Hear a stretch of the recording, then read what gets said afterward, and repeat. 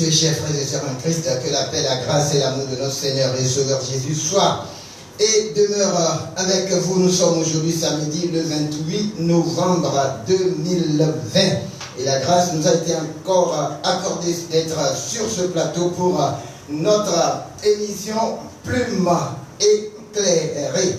Et comme toujours, nous allons recevoir pour vous le pasteur, écrivain, auteur Boniface Agoudali, qui est aussi responsable de l'église Jésus Homme Sauveur. Nous sommes toujours en train de parler de son ouvrage intitulé Je vis en Christ.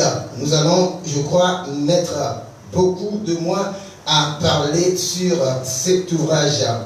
Alors, avant de permettre à notre invité d'intervenir, nous allons écouter Je veux n'être qu'à toi du groupe Exo Éclat et nous revenons. Le parfum qui t'élit, la beauté de tout mon âme est perdue. Je veux n'être qu'à toi. Jésus, je t'aime. Reçois que je trouve à donner tout l'amour que mes yeux n'ont pas su te montrer. Je veux n'être que toi. Jésus, je t'aime. Rien n'est plus beau que ton nom. Rien n'est plus saint que le sang du pardon. Je veux n'être qu'à toi, Jésus mon roi. Je ne veux rien que vouloir te louer, adorer ton saint nom et ta fidélité. Je veux n'être que toi, Jésus, je t'aime.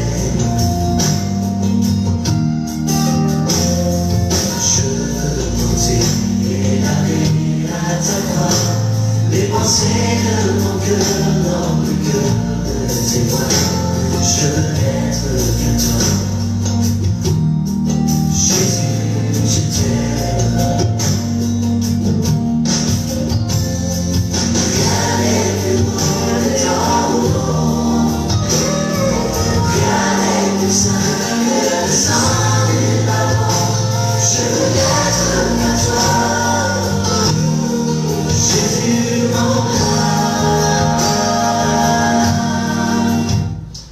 Retour au studio de Radio Cristal, la voix de l'Éternel, étant de Lomé, la capitale du Togo. Mesdames et messieurs, une fois encore, shalom.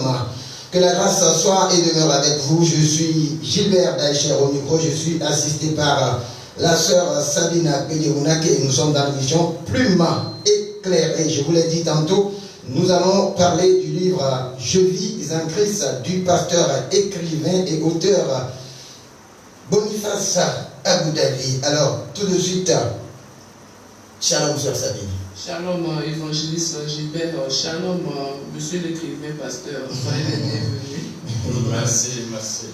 Alors, shalom, pasteur. Shalom. Alors, ne sois pas triste, quelle que soit l'ampleur de l'épreuve, car ce qui t'arrive est un destin qui doit se réaliser et que l'obscurité de la nuit finit toujours par céder à la lumière du jour.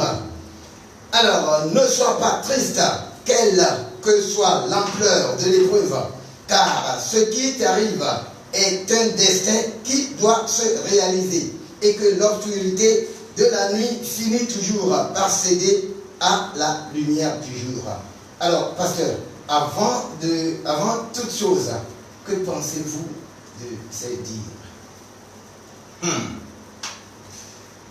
Avant toute chose, je veux dire merci pour la vie que l'Éternel Dieu nous a encore donnée. Amen. Et qu'ensemble, on puisse encore réfléchir sur sa parole. C'est ça.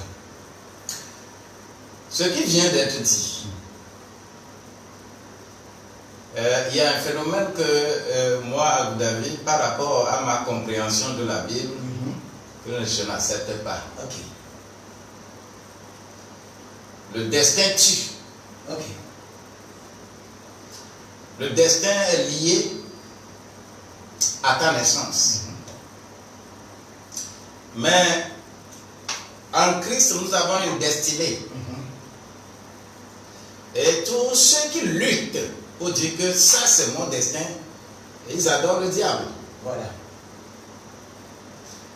Le destin est toujours lié et c'est une très grande conférence que nous faisons dans notre Holistic School for Evangelism. Voilà. Du destin à la destinée. Voilà. C'est très important. Et alors, il ne faut pas dire que ça doit arriver. Moi, je n'ai aucun destin qui doit m'arriver. J'ai une destinée. De toute façon, moi-même, je sais que vous allez contester. Je sais très bien. Le destin là, les gens se votent dedans. Et d'ailleurs, c'est ça qu'on cherche. Hein. Quand on dit enlever, on dit joto. Voilà. C'est suffisamment diabolique. D'ailleurs, c'est de ça que je parlais un peu à la radio Bonne Nouvelle ce matin. Et vraiment, que la grâce de Dieu nous conduise. Amen. Et l'élément moteur de constater que le destin rime et domine ta vie, c'est souvent dans tes rêves.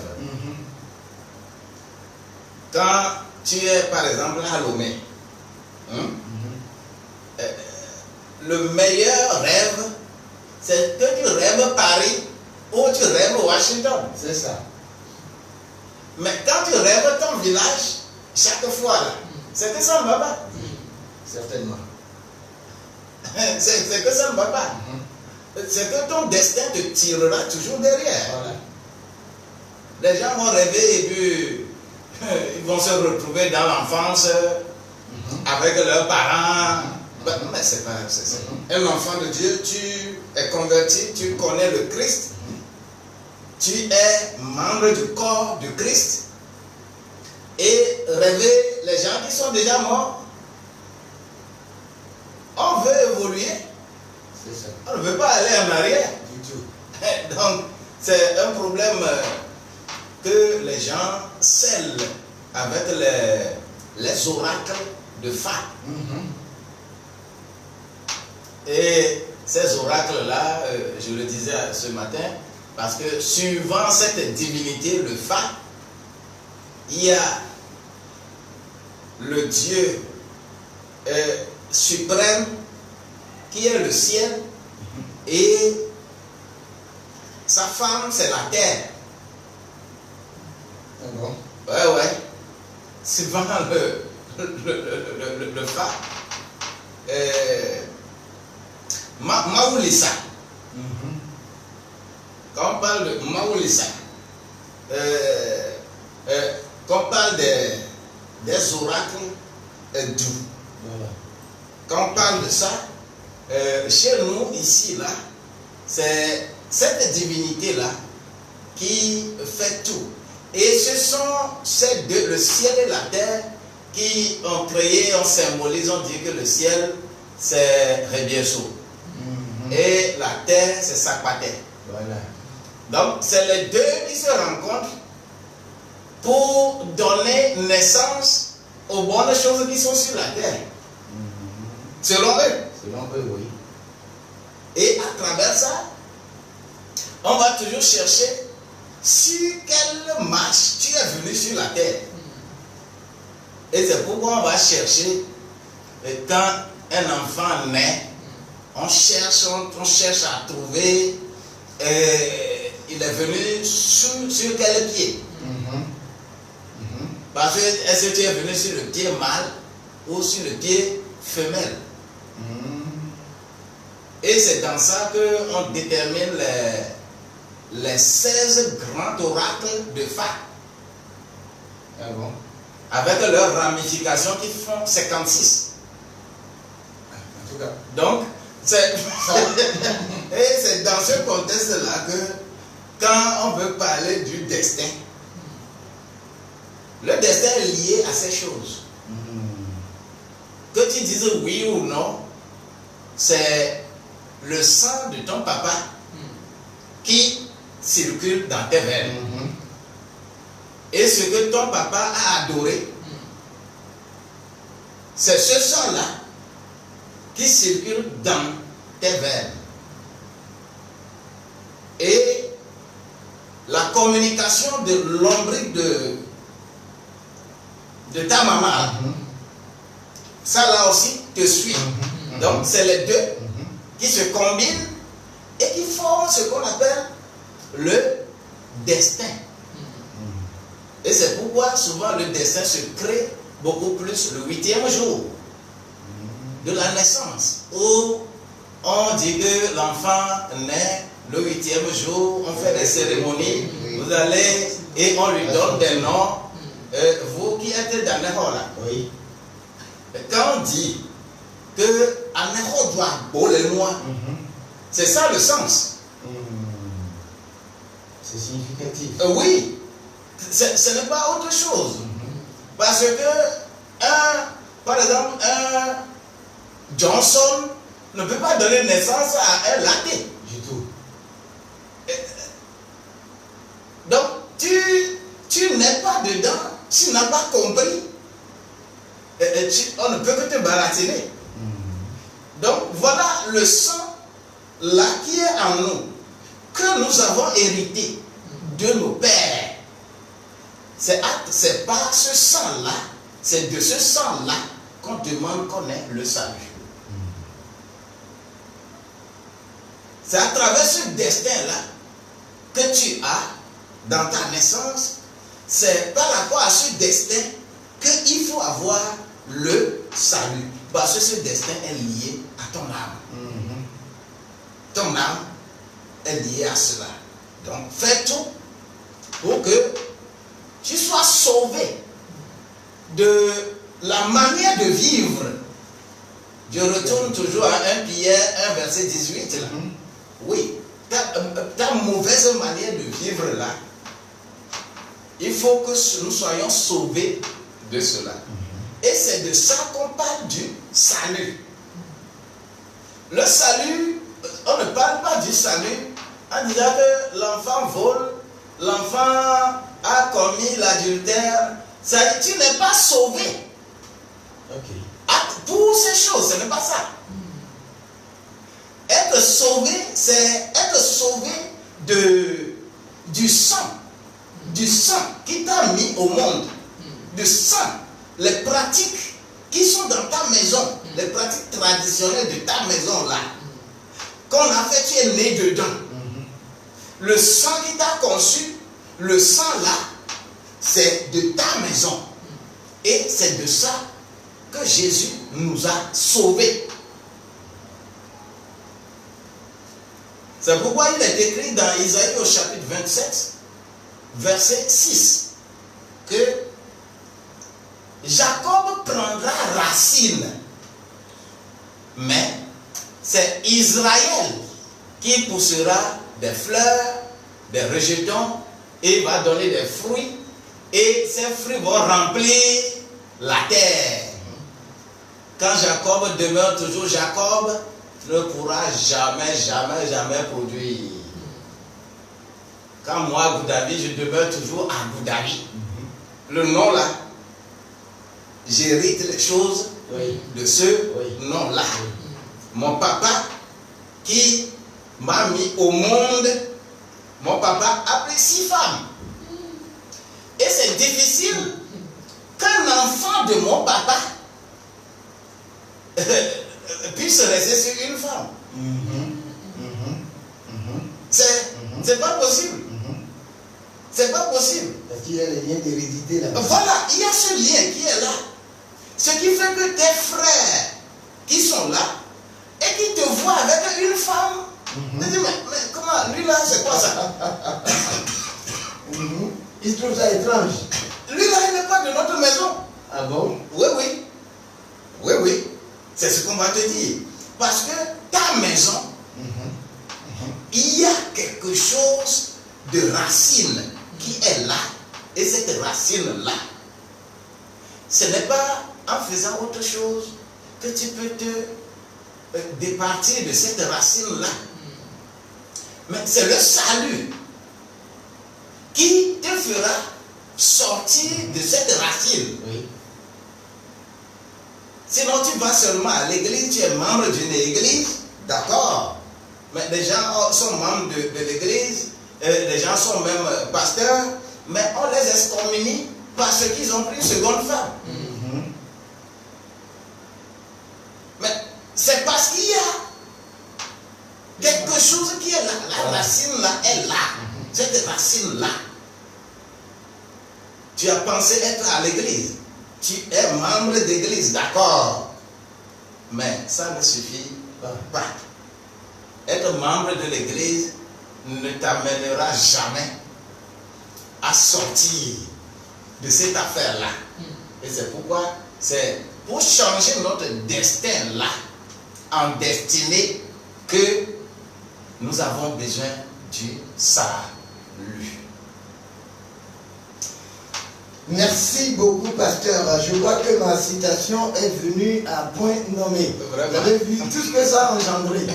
Alors, je continue dans ce sens avant d'aborder le livre, pasteur. J'aimerais poser cette question parce que vous venez de dire quelque chose dans votre développement.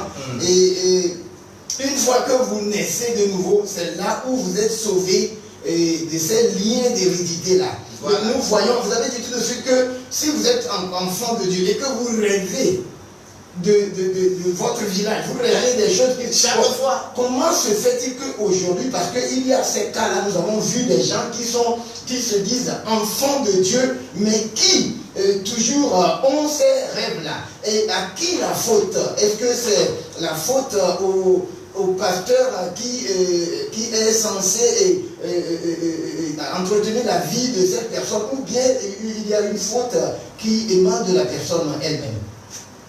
Le premier élément que je peux amener pour cette affaire, tout dépend premièrement de l'évangile que nous véhiculons. Okay.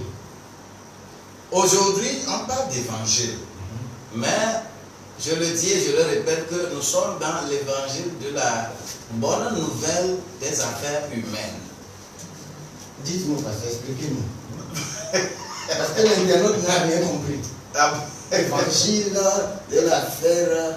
La bonne nouvelle des affaires humaines.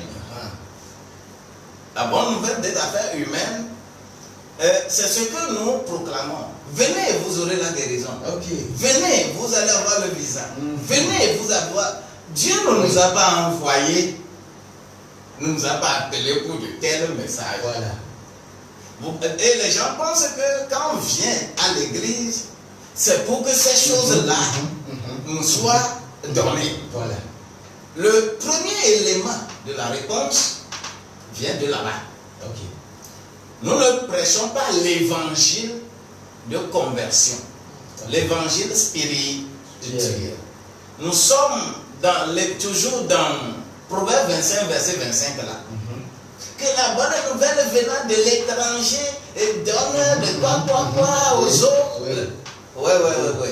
C'est l'évangile, c'est la bonne nouvelle des affaires humaines. Tout en sachant que Salomon a été le meilleur homme d'affaires. Et quand il parle de ces choses-là comme ça, c'est comme on dit, à ton bateau va accoster. On t'appelle que ta marchandise que tu as commandée là, oui, c'est arrivé. C'est une bonne nouvelle venant de l'étranger. Ça dit des exemples comme ça. Il s'agit bien de cela. On l'appelle bonne nouvelle des affaires humaines. Et les humains sont beaucoup plus attachés à cela. Oui. Viens, tu seras guéri. Viens, ton commerce va marcher. Viens, tu vas avoir le visa. Viens, si ton mariage n'est pas bon, viens. Tu cherches homme, viens. Ça, ce n'est pas l'évangile qu'on nous a demandé à prêcher. Mais on nous a dit, répentez-vous. Répentez-vous. Et Jean le Baptiste, ce n'est que ça. Jésus-Christ lui-même, ce n'est que ça. Répentez-vous. Il a toujours travaillé pour ça. Répentez-vous. Répentez-vous. Comprenez la chose. Comment nous repentir? Si l'évangile est prêché ou est parce que c'est l'évangéliste qui prêche. L'apôtre cherche le moyen des lieux d'implantation d'église. Voilà. Le prophète va déterminer le domaine de l'église. L'évangéliste va aller prêcher. Le pasteur va exhorter. Le docteur va enseigner. Et chaque poste a son travail à faire. Mais il faut que l'évangéliste parle d'abord bien de ce qu'il doit dire. Et quand il le dit, et les gens sont là, ça facilite la tâche aux autres, aux pasteurs qui doivent maintenant continuer l'œuvre. Mais la plupart, c'est que le prophète et l'évangéliste se mettent à voir les slips noirs sous les vêtements noirs des gens. Tu sais que le pasteur toujours, il met le bâton sur nous les évangélistes chaque fois. Oui, chaque fois. Et non, c'est ça le. Parce que nous les évangélistes, on voit slip. Non, nous ne sommes pas prophètes. C'est les prophètes qui voient ça. Les prophètes voient, vous êtes contents. Non. Encore nous sommes contents. Parce que vous êtes des collaborateurs. Un évangéliste qui travaille sans prophète à côté, c'est pas complet. C'est pas bon. Voilà. Un pasteur qui travaille sans docteur à côté, c'est pas bon. C'est ça. C'est pas bon. Donc voilà un peu la chose. Pour que nous puissions toucher le cœur des gens, afin qu'ils puissent accepter l'évangile du salut. Et quand on a l'évangile du salut, bon, le reste est corrigé. Voilà, parce que le reste, là, on l'appelle le reste. Matthieu 6, 33, là. Le reste. Tout le reste va vous être ajouté. Premièrement, faites ceci. Premièrement, cherchez le royaume de Dieu et sa justice. Le royaume, lui, va dire toujours royaume des cieux. Parce que royaume de Dieu, royaume des cieux, discerne-t-il. C'est seul l'évangéliste Matthieu, compte tenu de la révérence de Dieu, que dans le, comment l'appelle-t-on, la loi, n'appelait pas n'importe comment le nom de Dieu. C'est ça là que Matthieu, lui, il respecte. Pour parler chaque fois du royaume des cieux. Voilà. Et les autres parlent du royaume de Dieu. Discerne-t-il. Merci beaucoup, pasteur. Et je continue toujours dans ce sens parce que vous avez venu de toucher un point très essentiel. Voilà. Alors, vous aviez dit tout de suite que si l'évangile du salut est annoncé, alors on appelle ce qui suit le reste. Voilà. Alors, une fois que l'évangile de salut est annoncé, et ce n'est pas cet évangile des affaires humaines comme vous le dites. Alors, si cet évangile qui est du salut est annoncé, alors comment ce reste-là qui sera ajouté et qui va faire que cette personne à qui l'évangile de salut a été annoncé n'aura plus à avoir ce lien avec son arrière? Bien-aimé, celui qui veut être ami des mouches n'a qu'à aller au WC. C'est ça. C'est-à-dire, tu n'es pas allé au WC et tu dis, mouche venez, mouche ne viendra pas. Mais une fois que tu es allé au WC, tu n'as plus besoin de les appeler. C'est comme ça le salut. C'est comme ça ce que Dieu veut de toi. Ton âme a le salut. C'est comme tu es allé au WC. Si tu as une voiture, au moment où la voiture doit venir, c'est une mouche. Ça doit chercher le WC, ça doit venir. C'est ça la réalité. Le reste vient instantanément. Et suivant quand il le faut. Merci, pasteur. Je suis, comment dirais-je, je suis très, je me suis accentué sur, je me suis attardé plutôt sur ces questions parce que c'est quelque chose qui me pose problème aujourd'hui. Tout à fait. Alors, quand vous dites que le reste vient instantanément, ça veut dire qu'automatiquement, quand l'évangile du salut est annoncé, et ce n'est pas l'évangile des affaires humaines comme vous le dites, donc automatiquement, ce lien-là est coupé, ou bien il faut maintenant un travail graduel pour que les choses soient complètement en place. Il y a le salut d'introduction et le salut de possession. On veut comprendre, pasteur.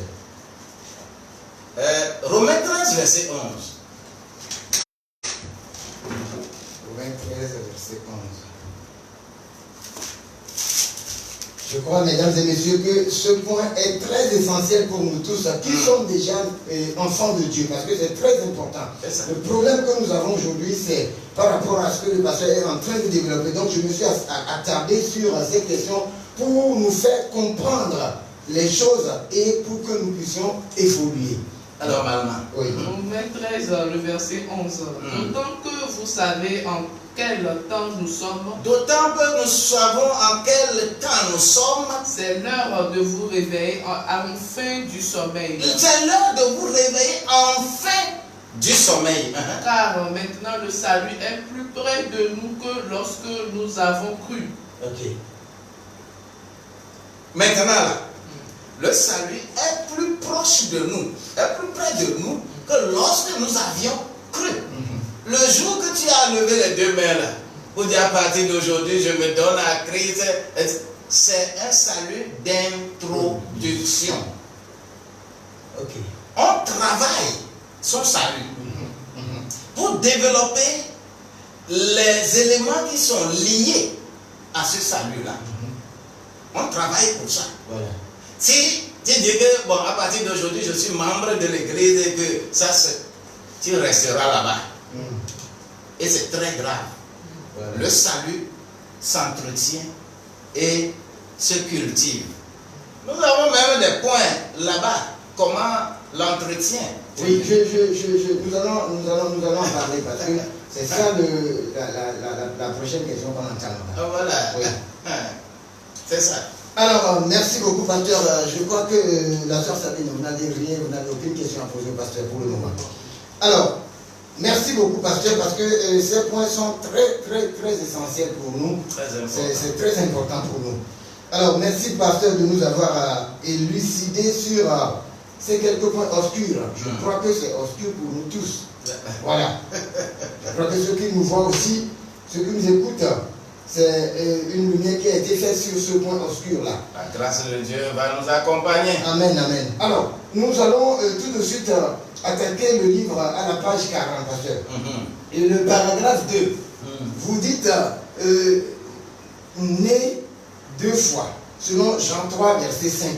Voilà. Alors, parlez-nous un peu de cette nécessité de naître deux fois. Et qu'est-ce que ça veut dire naître deux fois?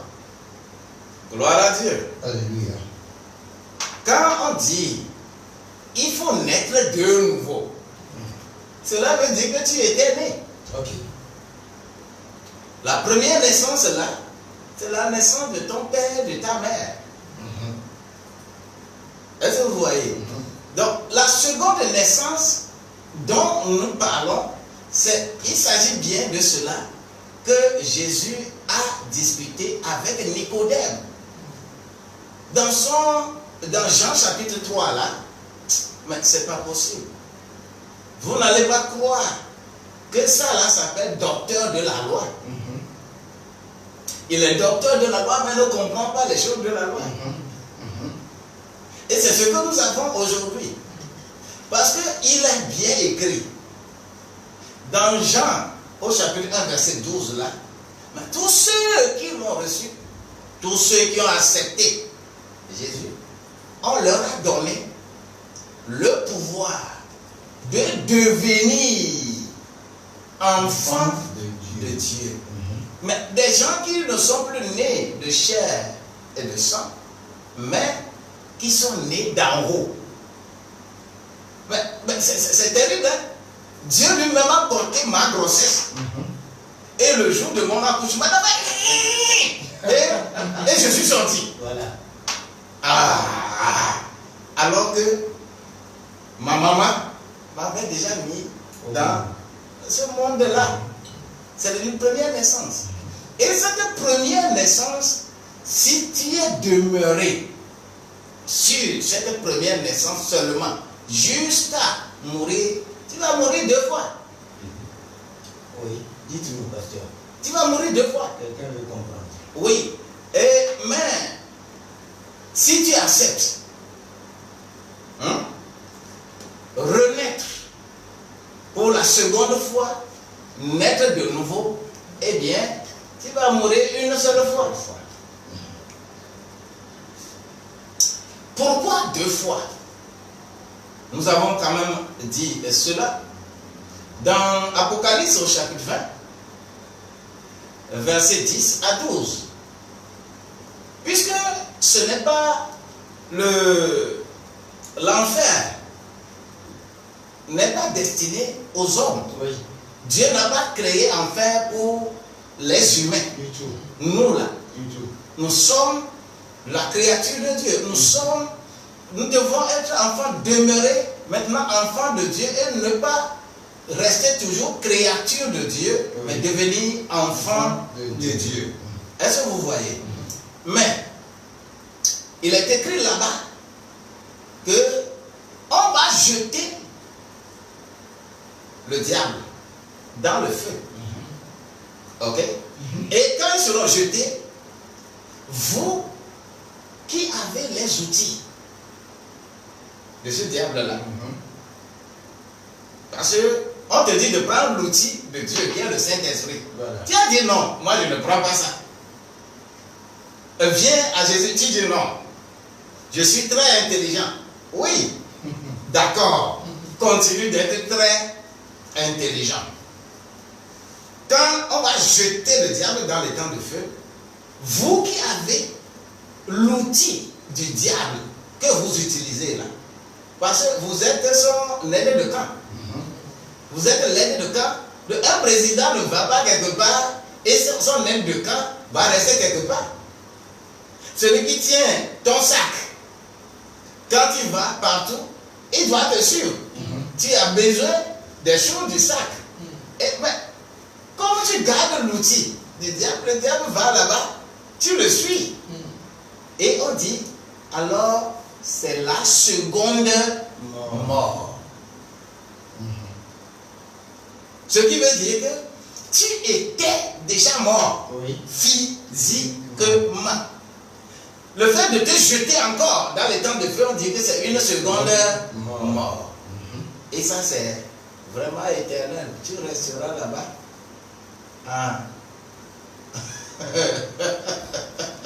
C'est ça.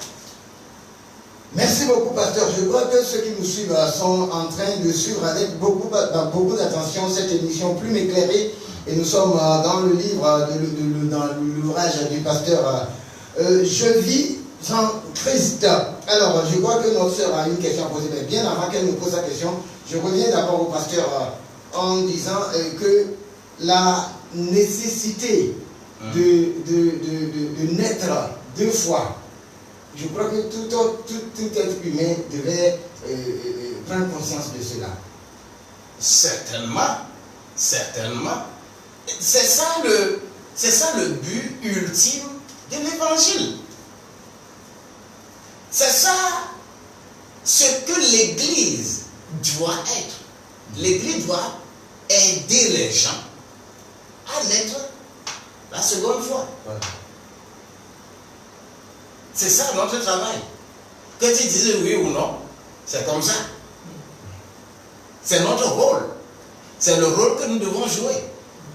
Donc, on ne nous a pas appelés, moi là, on ne m'a pas appelé pour ta maison à étage, pour ta voiture, pour ton mariage, on ne m'a pas appelé pour ça. Le reste, on l'appelle le reste. Oui. L'essentiel, c'est toi, ton âme, que ton âme soit sauvée. Que ton âme soit sauvée.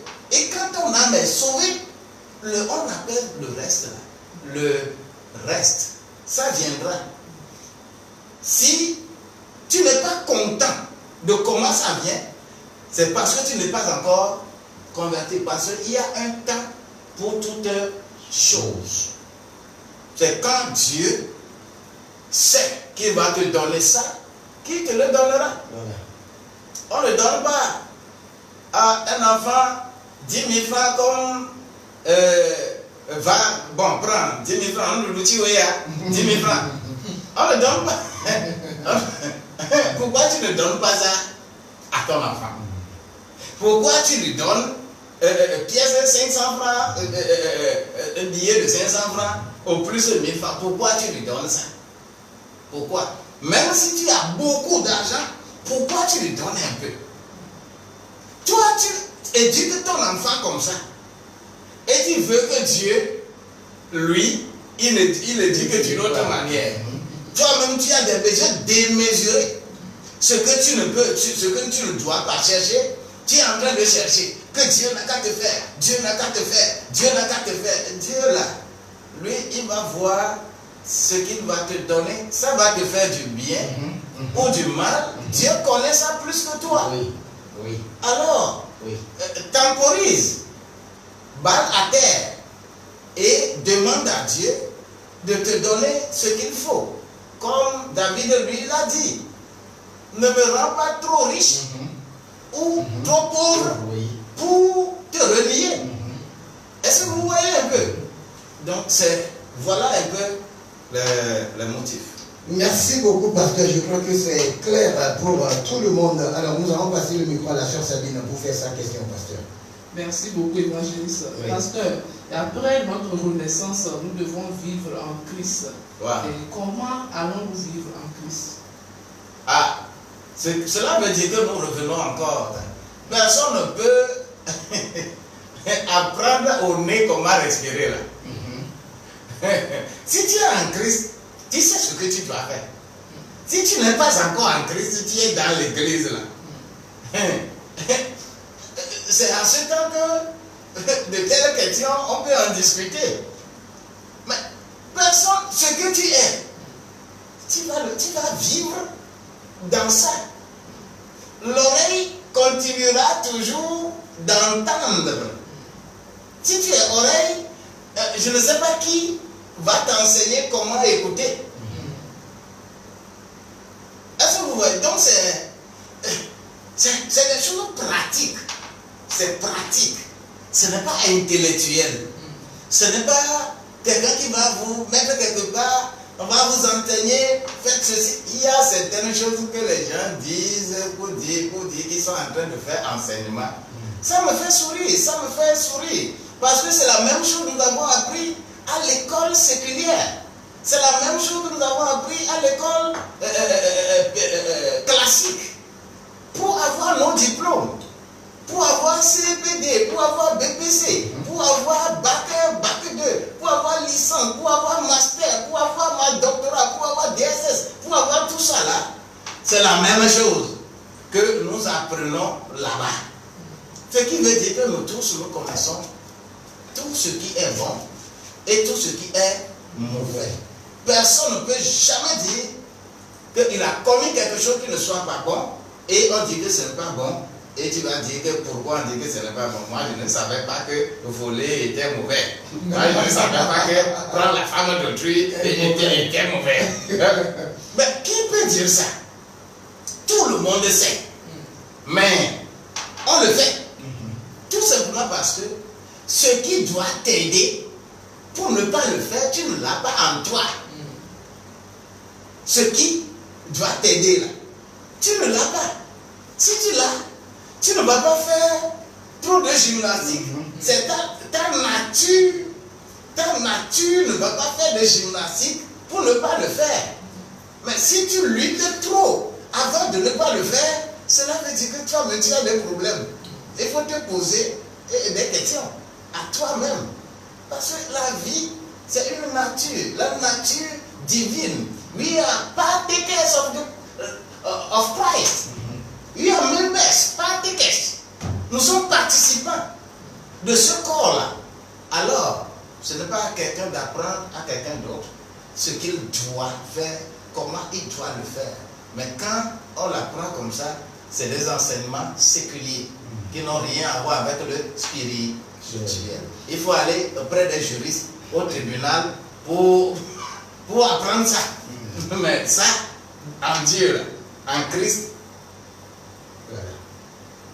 Céline, je crois que le pasteur a répondu à votre préoccupation. Alors, ça rejoint un témoignage que j'ai suivi hier sur LMTV TV, qui m'a non seulement donné de la chair de poule, mais qui aussi m'a fait beaucoup réfléchir. Pour un couple qui était dans l'église protestante méthodiste depuis beaucoup d'années, mais qui, étant dans cette église, ne connaissent pas Christ.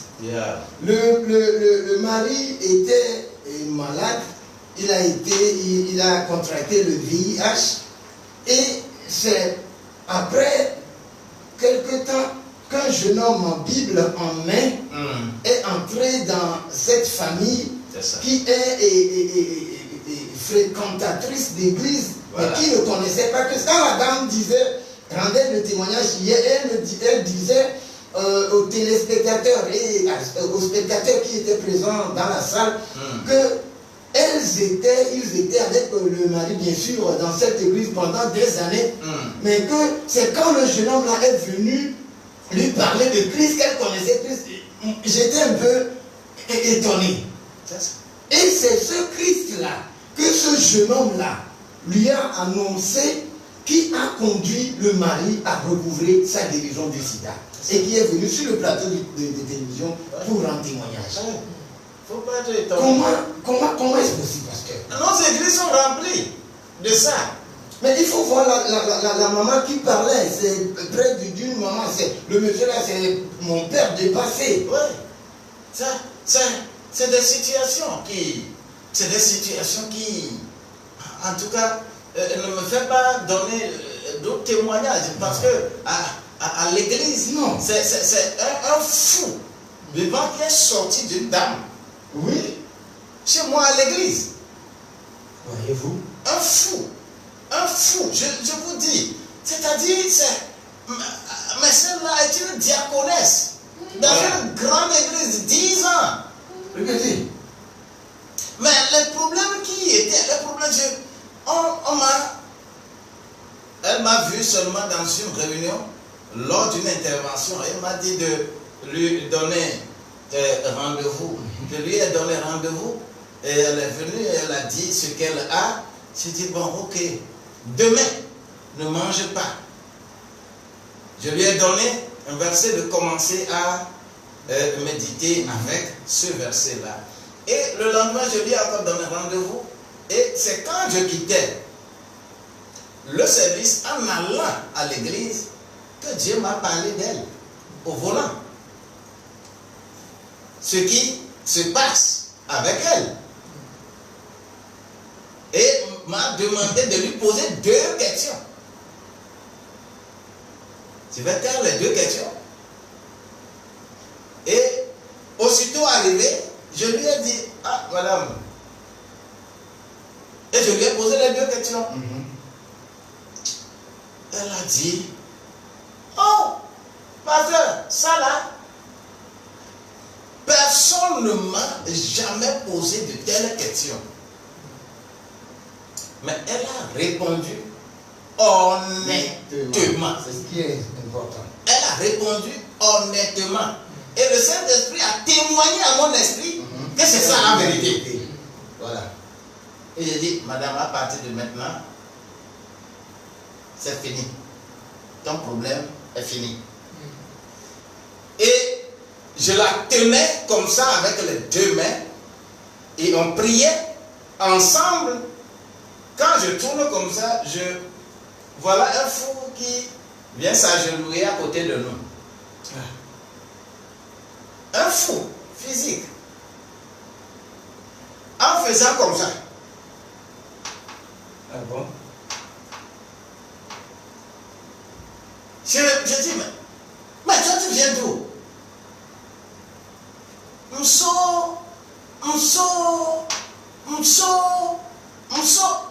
D'où? Ficoso. Et il a dit, tu viens faire quoi ici? Tu veux prier? Bon, si tu veux prier, va là-bas d'abord. Je vais terminer ceci. Je vais te prendre. Et quand j'ai dit cela, il s'est levé. Il dit, donc cette prière, tu n'as pas encore fini ça? Ah bon? Et ah bon? C'est toi qui connais les limites de prière déjà. Right now, out from here. Alors, il a crié dessus, s'est levé et commençait à courir. Mes collaborateurs qui étaient là, je leur demandais, arrêtez-moi ce gars-là. Eux, ils ne le voyaient pas. Voilà. Eux, ils ne le voyaient pas. Et c'est quand il était arrivé à la porte pour sortir de l'église qu'ils n'ont vu plus. Et quand ils sont sortis, on n'a pas vu. Et je reviens, je demande à la dame, as-tu vu ce qui s'est passé là? Elle dit, oh, pasteur,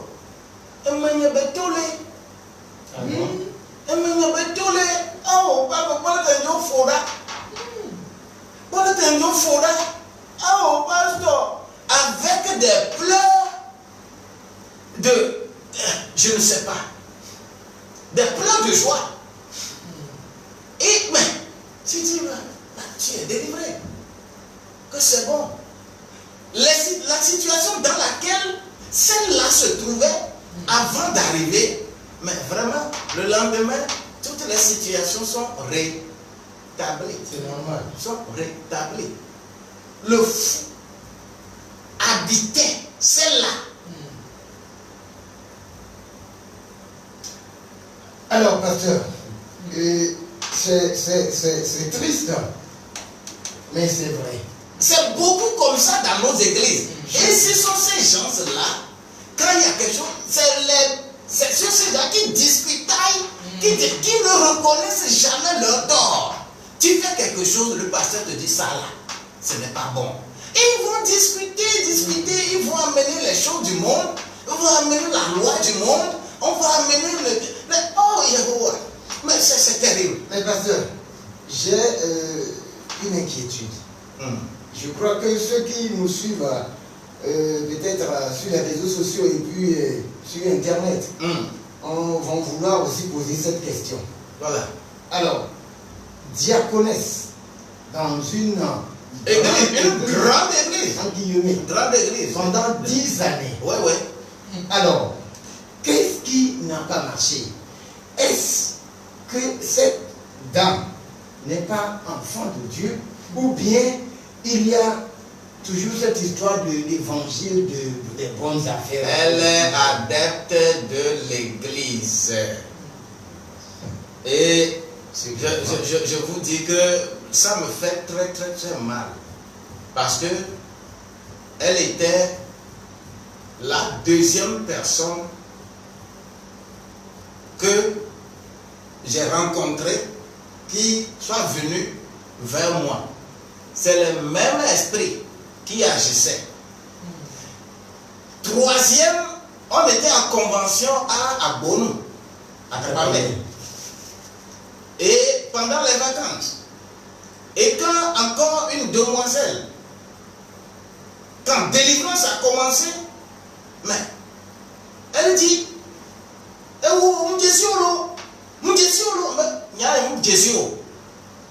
sors d'ici. Et c'est encore la manifestation. Et quand tout cela était fini, elle est délivrée. Quand je lui pose, tu viens d'où? Elle était venue en vacances. Elle est aussi membre de cette église. De la même église d'où venait. Oui. Sont animés par ce même esprit de folie. C'est grande église à Lomé ici. Mais pasteur, c'est très important ce que nous sommes en train de dire. Nous sommes en train de parler de vivre en Christ. Et nous sommes en train de parler du salut de nos âmes. Voilà. Alors, si ces églises dites grandes ne peuvent pas arriver à faire ce travail du salut des âmes, pourquoi exister alors? Et quel est le rôle que fait l'homme de Dieu, celui-là qui est l'administrateur de cette dite grande église? Mon cher, il ne faut pas chercher loin. Je nous dis qu'il y a l'histoire de l'église au Togo. Ça, on ne peut pas parler du présent sans parler du passé. L'histoire de l'église au Togo, il faut que le Togolais comprenne l'histoire de l'église au Togo. Quand on a fermé les églises au Togo, depuis 1976 jusqu'à 1987, les Togolais ne sont pas avec Dieu. Les Togolais, non. Quand vous avez imposé dans ce pays-là, quand tu veux parler de Dieu, soit tu es musulman, soit tu es catholique, tu es protestant. C'est les trois. Et quand un événement vient, on dit prière musulmane, culte protestant, messe catholique. Et c'est ça qu'on va vous dire. Et pendant cette période-là, mais c'était interdit. Quand toi tu veux dire Alléluia, et tu commences à parler, attends, sors d'ici. Parce que ce n'était pas permis de parler au nom du Saint-Esprit. Et c'est à travers cette période-là que le Togo a eu des problèmes politiques. Et au moment où on a ouvert les églises au Togo, pour que les gens créent d'églises, il n'y a pas de Togolais qui soient effectivement Togolais, qui comprennent les choses de Dieu pour créer église. Et c'était les étrangers, les Ghanéens, les Nigériens, ainsi de suite. Parce que c'est eux qui ont envahi le terrain dans les années 90. Et quand ils sont arrivés, la situation du pays ne permettait pas de véhiculer la parole du salut. Parce que les gens ont des problèmes. Des gens veulent fuir le pays. Des gens ont des problèmes. Il faut prier pour que les gens aient le visa. Il faut prier pour que les gens aient la stabilité, trouvent à manger. C'est l'évangile là qui avait recommencé au Togo dans les années 90. Et à travers ça, nous nous endurcissons dans l'évangile de la bonne nouvelle des affaires humaines. Nous n'allons pas donner le tort à qui que ce soit. Mais les gouvernants du pays sont aussi responsables. Mais vous qui êtes enfants de Dieu, vous qui comprenez les choses de Dieu, vous devez véhiculer ce qui est bon. Mais malheureusement, pour que l'église soit ouverte pour que n'importe qui puisse créer d'église, alors il fallait tenir la tête des églises qui existaient dans le temps là. Et c'est là où il y avait eu les conflits. Quand je prends protestant, entre Aho et Toulassi. Il faut comprendre le problème entre Bodjuro et Monseigneur Dossé. Il faut comprendre le problème, bon, Assemblée de Dieu, le pasteur Delbert, le pasteur Midré. C'est-à-dire, il faut comprendre, parce que le pays a besoin politiquement de tenir des gens qui doivent soutenir le régime. Et dans tout pays au monde, quand un État fait de l'Église une religion d'État, l'État devient plus puissant. Oui. Et c'est ce qui avait créé des problèmes partout. Je ne vais pas me rappeler des édits de Nantes, les édits de Fontainebleau en France, par Henri IV et Louis XIV. Je ne vais pas revenir là-dessus. Parce que l'Église, quand l'État, le gouvernement s'implique dans les affaires d'Église, on tient toujours un noyau pour soutenir le gouvernement. Mais alors que quand on veut soutenir le gouvernement, le Saint-Esprit, parce que les politiques ont leur ligne. Ce n'est pas le Saint-Esprit qui leur dit quelque chose. Du tout. Non. Mais toi, c'est le Saint-Esprit qui te dit. C'est pourquoi dans les temps bibliques, il y a toujours eu auprès d'un roi, un prophète et un sacrificateur. Tout à fait. Pour que le roi fasse ce qui est bon selon Dieu. Mais non, c'est le roi qui va vous appeler pour vous conformer à ce qu'il est en train de faire. Voilà. Et que les fidèles doivent suivre. Voilà.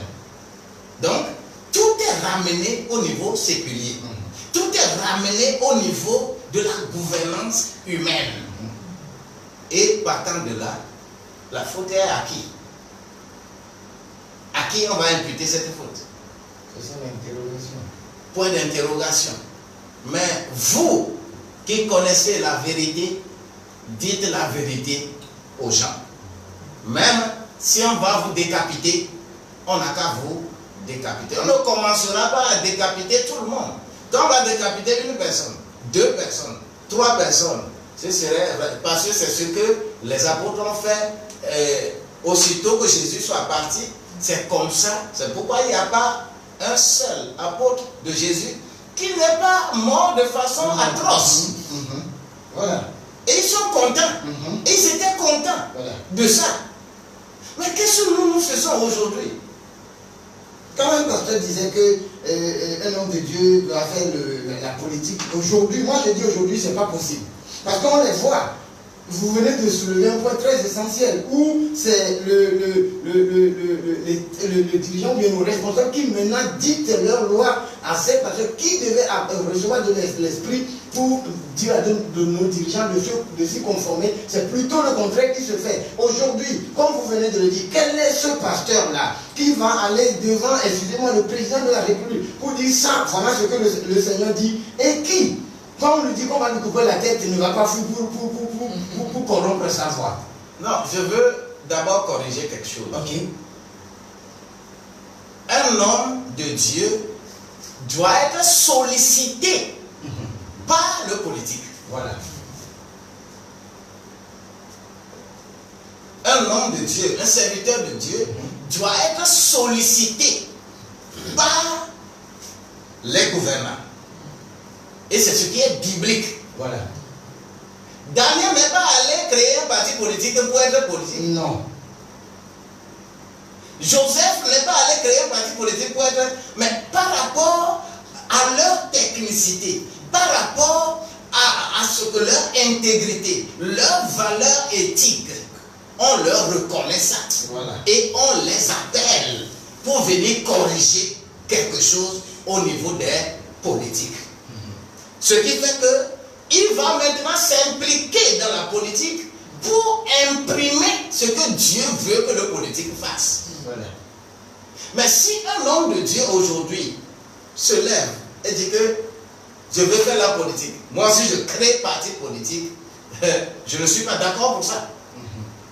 Je ne suis pas d'accord pour cela. Mais, qu'on te sollicite, mène une bonne vie, qu'on puisse te solliciter. Une anecdote. On faisait les élections législatives anticipées, on était parti voir un de nos pasteurs pour lui dire que bon, c'est un parti politique. Oh, on veut positionner des pasteurs pour qu'ils soient élus députés. Et le pasteur leur a dit que mais si vous voulez des gens comme ça, il faut aller voir le pasteur Boniface à Abu Dhabi. Il est bon. Et quelle réponse il a eue? On dit que lui là, il est trop clair. Voyez-vous? Voyez-vous? Voyez-vous? Lui là, il est trop clair. On ne veut pas. Alors, Déjà comme ça, on dit que lui là, il est trop clair. Donc je dis, mais quand il m'a raconté la chose, ça m'a fait rire. Ça m'a fait rire. Donc, il faut, on veut des gens qu'il faut utiliser. On veut des gens qu'il faut utiliser. On ne veut pas des gens qui comprennent quelque chose et qui puissent réfléchir, améliorer, faire des initiatives pour améliorer. On veut des gens pour être des marionnettes. Comme à Abu Dhabi, c'est difficile d'être marionnette. On ne peut que dire que lui là, il est trop clair. On ne veut pas des gens clairs. c'est là où le problème se pose. Alors, mesdames et messieurs, chers frères et sœurs en Christ, nous sommes dans l'émission Plus m'éclairer et je crois que c'est très important ce qui est en train de se dire. Et vu les temps dans lesquels nous sommes pratiquement à la fin des temps et c'est très important pour Christ que l'œuvre qu'il est venu abattre sur cette terre porte ses fruits, qui est le salut des âmes. Et si cela ne se fait pas, nous avons de quoi nous inquiéter, comme le Seigneur. Alors, mesdames et messieurs, nous allons permettre un peu à notre pasteur de souffler un peu en musique. Nous allons écouter un morceau de Don Moine. Et nous...